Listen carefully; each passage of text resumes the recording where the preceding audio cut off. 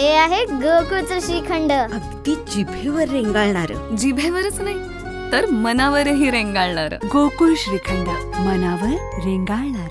स्फोट का झाला त्याचं मुख्य कारण, जी शंका आम्ही घेतली होती ती नक्कीच कुठं ना कुठंतरी खरी ठरत आहे की नक्कीच त्या विमानामध्ये फ्यूल टँक अधिकचे होते. आणि फ्यूल टँक कुठं असतं की जिथं टॉयलेट असतं, म्हणजे जो विमानाचा शेवटचा भाग असतो तिथं ते ठेवण्याची जागा असती आणि त्याच्या मागच्याच बाजूला तिथं ब्लॅक बॉक्स असतो. म्हणजे हे जे म्हणतात की जळलंय नाही तर तिथपर्यंत आग गेली होती आणि त्याच्या पुढच्याच बाजूला म्हणजे पहिले कॅन पेटले आणि नंतर विमानाचे पंखातलं पेट्रोल पेटलं असं आपल्याला म्हणता येईल. आता हे सगळे डिटेल्स आहेत, सात वगैरे सगळं, त्याच्यामध्ये पेट्रोल किती लागणार आहे, 250 लिटर 400 लिटर ह्याचं ऍव्हरेज आम्ही काढलेलं आहे. हे सगळे गणित त्याच्यामध्ये आहेत. त्याच्यामध्ये आपण जर बघितलं तर मुंबईवरनं हे विमान जात असताना फुल टँक हे भरले होते. म्हणजे ते पूर्ण विमानचे जे पंखे असतात त्या पंख्यामध्ये जो टँक असतो तो फुल भरला होता.